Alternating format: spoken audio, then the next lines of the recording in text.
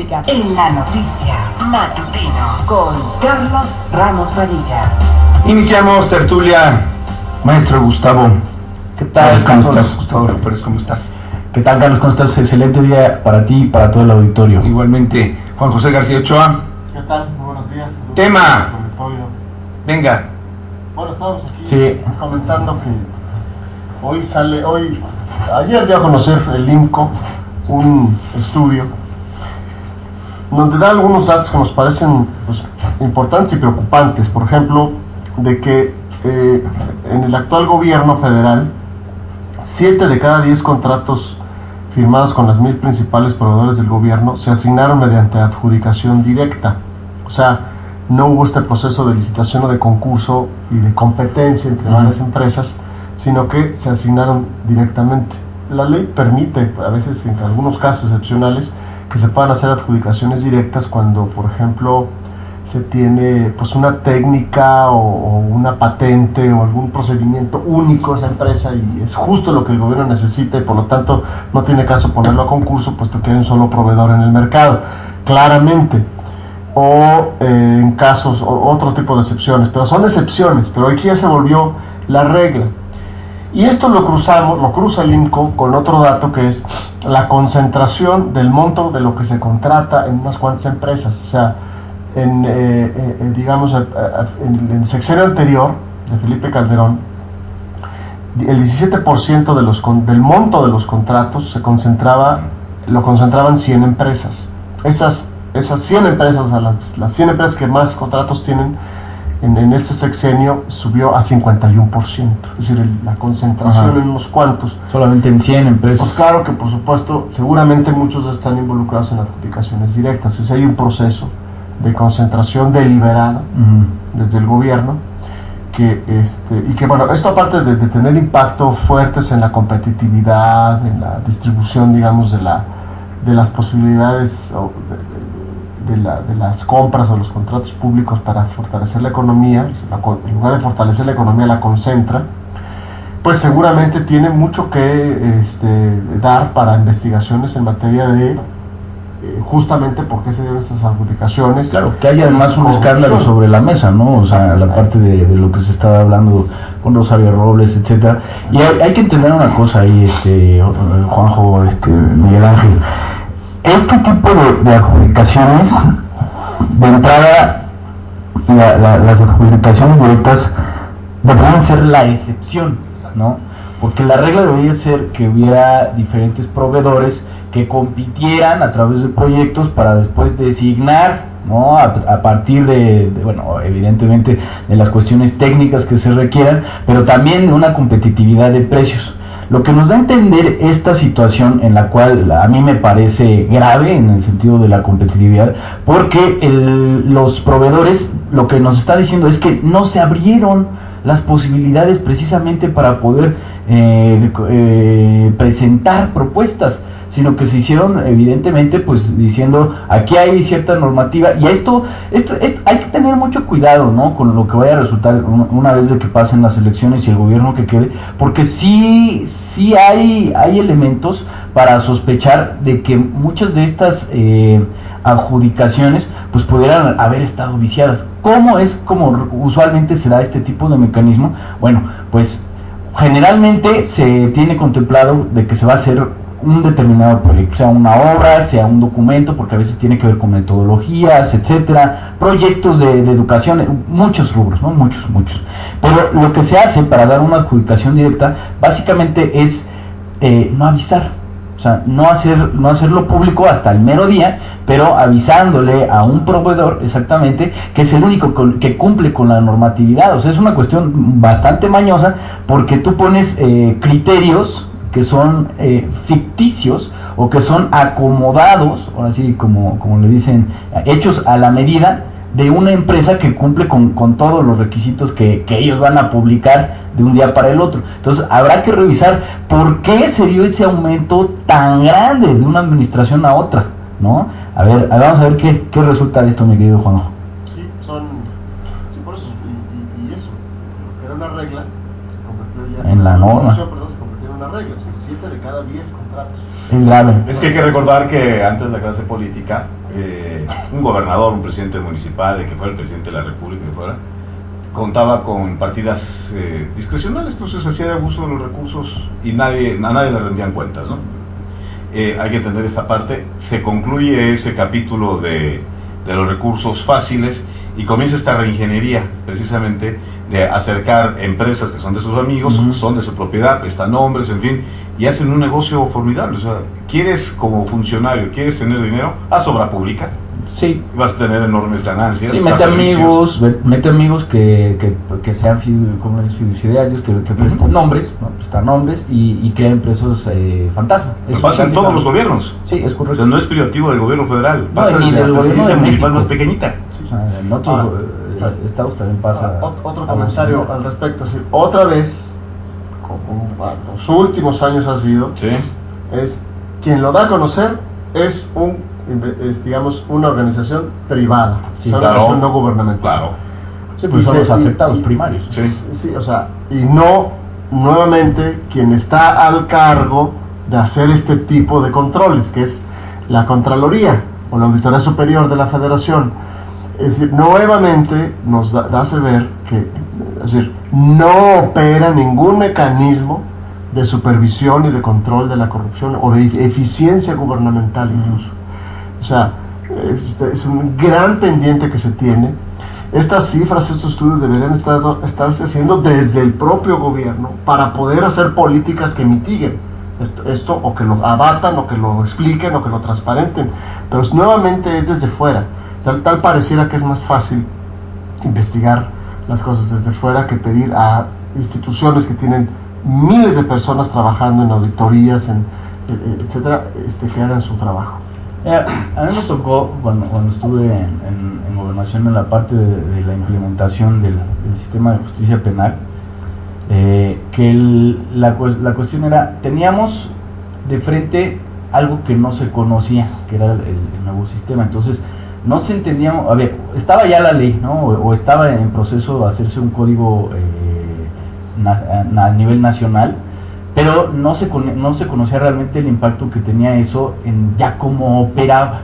Entonces solamente había pocas instituciones, ¿no? Como el propio INAP, el Instituto Nacional de Administración Pública, y alguna que otra universidad a nivel nacional, pero en realidad no había tanto conocimiento técnico, ¿no? De cómo se tenía que poner, ahora sí que a las instituciones, adecuarlas a esa nueva normatividad. Entonces ahí sí que nosotros pues pedíamos cosas bastante específicas y había muy poca gente que le entraba porque no había proveedores. Pero vamos a ver, si nos estamos refiriendo a proveedores que son de cosas mucho más, digamos, comunes, pues es ilógico, ¿no? Que nada más encuentres un solo proveedor.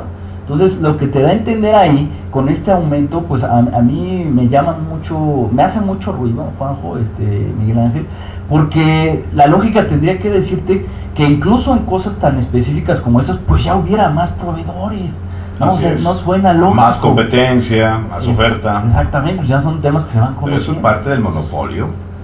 Entonces, también esta ala del gobierno se monopolizó, esta ala de la iniciativa privada se monopolizó en manos de muchos funcionarios. Además, exacto. Y ahora en las campañas pues está brincando el tema, Sí, claro. por las acusaciones que hay justo de manejo, y no de unos cuantos millones, de miles de millones, miles de millones. de Hay otra decisiones, de situación cosas no que explicadas. a esto lo afecta mucho, que es en las democracias, digamos que más avanzadas, existe siempre un grado de autonomía entre las instituciones por las cuales ellos pueden estar realizando con toda libertad.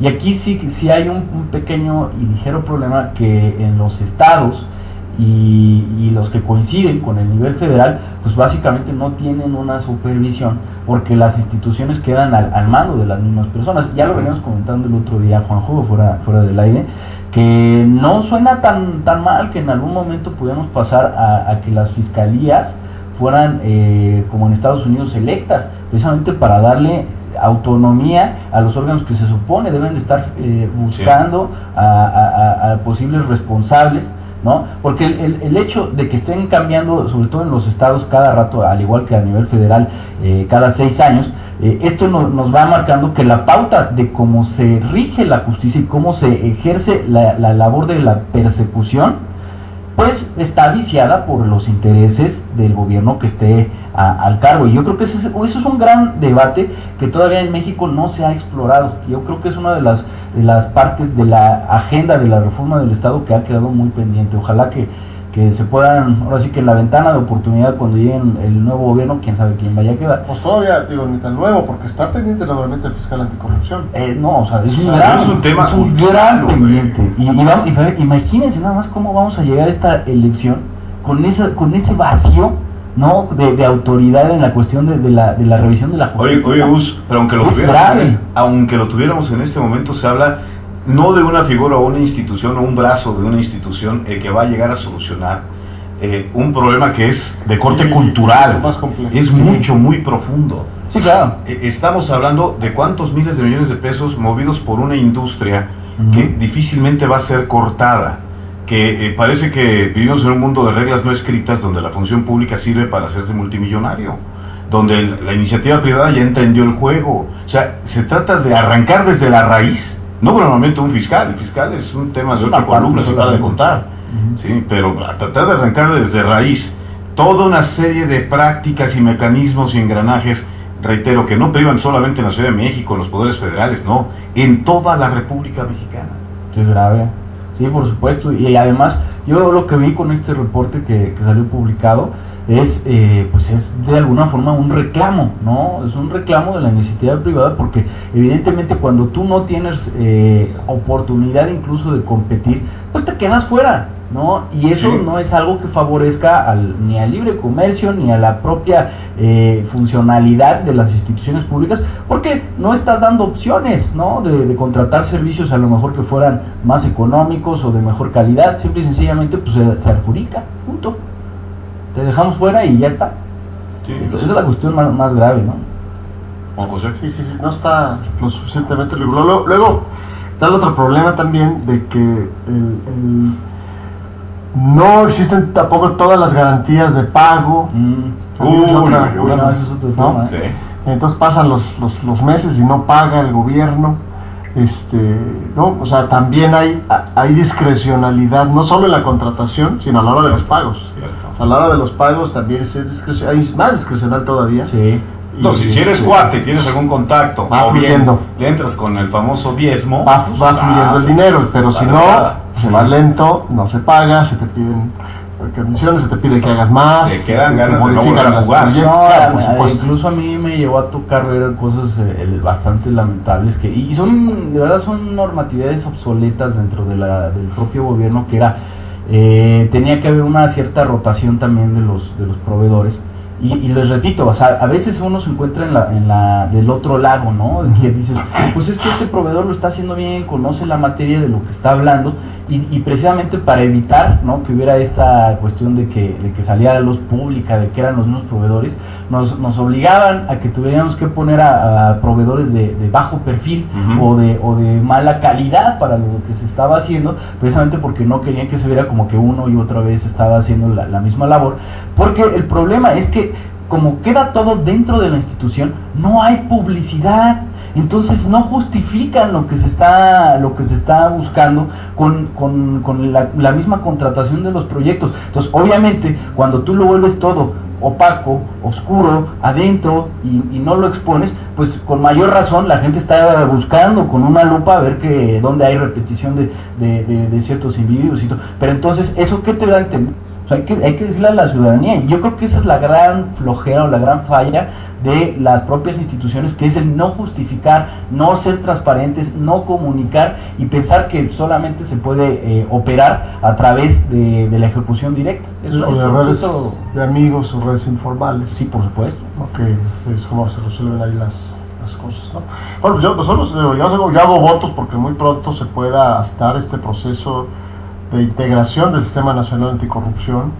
Es muy importante la participación de las organizaciones y de personalidades ciudadanos. Está probado, por eso lo hice el énfasis al principio, que quienes más han estado trabajando en las denuncias de casos de exgobernadores corruptos, de este tipo de políticas inadecuadas, del tema de la Casa Blanca, tantos casos que se han dado, han sido organizaciones. Entonces es muy importante que estas queden incorporadas en el sistema, que se les den garantías también de Y actuación. que no se les dé un uso político. Pues, Que no se dé uso político, por supuesto, para eso es la independencia de ese fiscal, y que se pueda hacer a la brevedad. O sea, debería ser antes del proceso electoral, que Claro. sería lamentable que no, todo parece Claro. indicar que nos Que vamos no. sin fiscal anticorrupción, sin fiscal general y sin fiscal de delitos electorales en pleno proceso electoral. claro. Eso es un absurdo. Absurdo. Es algo grave porque pues, qué certeza vamos a tener una vez que empiece a caer el bombardeo de injurias de un lado al otro, cuando no tenemos un órgano que realmente se pueda dedicar de manera profesional a la investigación de posibles de desvíos, ¿no? que es lo que se está, en este momento es lo que se está Y argumentando. querido amigo, que se van a dar. Y que es bueno, Sí, que se van a dar. no, exactamente, ¿no? Y eso es lo que el problema es que esto va a trascender, porque después quien quede de nuevo presidente, pues le va a tocar ahí ese paquete, y también es un riesgo, o sea, hay que decirlo, el hecho de que no se elija antes puede ser un riesgo, porque precisamente no sabemos quién vaya a ganar, ¿no? Y el hecho de que se pueda designar por una sola, digamos, opinión política, una sola ideología, también eso puede ser grave. Por eso es lo que reiterábamos hace un momento, de que pues tendríamos que estar ya dando pasos de verdad fuertes. Bueno, una cosa es el que tendríamos, ¿no? El deber ser, El deber y otra ser. cosa es lo que estamos observando, pero sí es verdad que esto es para mí, no sé ustedes cómo lo piensan, pero es uno de los grandes pendientes dentro de la reforma del Estado, Sí, así es. la Fiscalía Autónoma. Sí. Y lo peor es que se nos venga la noche, ¿no? Digo, efectivamente queda esta sensación. Pues ya está viniendo. Aún, ya. pero fíjate, para el votante, porque esto podría ser hasta un tema de carácter muy técnico, electoral, Ajá. pero para el votante esto es una pésima señal. No, claro. Sí, Cero certeza. Cero certeza. Entonces, se puede abrir cualquier cantidad de capítulos como impugnaciones, amenazas, boicots, Exacto. y con la poca confianza de que aquel que va y que emite su voto, que efectivamente vaya a ser respetado, o que él, si quiere impugnar, sea respetada su decisión. Estos son los grandes vacíos que no se puede permitir en este momento la democracia mexicana, Sí, y que claro. la minan. Sí, por supuesto. Ahora hay que tomar en cuenta que, por ejemplo, en el caso del INE, Ujú. bueno, es una institución que va a estar también, bueno, a ver, el INE tiene una función también de hacer escrutinio, ¿no? Pero a la vez el INE va a estar en medio va a ser el escrutinado, no sé si me explico. Sí, O sea, va un a ser- árbitro vigilado. Exacto, tendría que, ¿no? Claro. O sea, tendría que, porque es el que debe de dar certeza a cómo se dio todo el proceso electoral. Pero cuando tú estás teniendo estas otras fallas en las instituciones, pues el INE también dice, pues, yo puedo operar más o menos como que con mi propia, así que no hay quien me esté revisando, ¿no? Pero La qué tarea- pena que tengas un árbitro para el árbitro. Exactamente. Sí, qué pena. No, porque son ámbitos diferentes. Por Sí, ejemplo, el fiscal en este electoral Ujú. tiene que ver con delitos Con el electorales, electoral, sí. que es la parte floja. O sea, hay un Claro. encargado de despacho ahorita ahí. Eso también es gravísimo. Eso es un estímulo, digamos, o un aliciente para que los partidos digan, bueno, el órgano que me puede castigar si hago algún delito electoral, pues está con problemas, a lo mejor lo puedo hacer, ¿no? Ajá. Tengo más facilidades. Entonces, eso es lo que preocupa, ¿no? Claro. Digo, hechos de, por ejemplo, delitos electorales como cuáles, pues actos de violencia, como duplicaciones de credenciales de elector, como coacción o compra de voto, esas cosas. Cosas más Esos- violentas, ¿no? El robo de urnas, todo. Bueno, eso exacto. también puede pasar. Doctor Gustavo Pérez, muchísimas gracias. Excelente día a todos tus radioescuchas. Gracias, querido Juan José García Ochoa, como siempre, muchísimas gracias. Gracias. Bueno.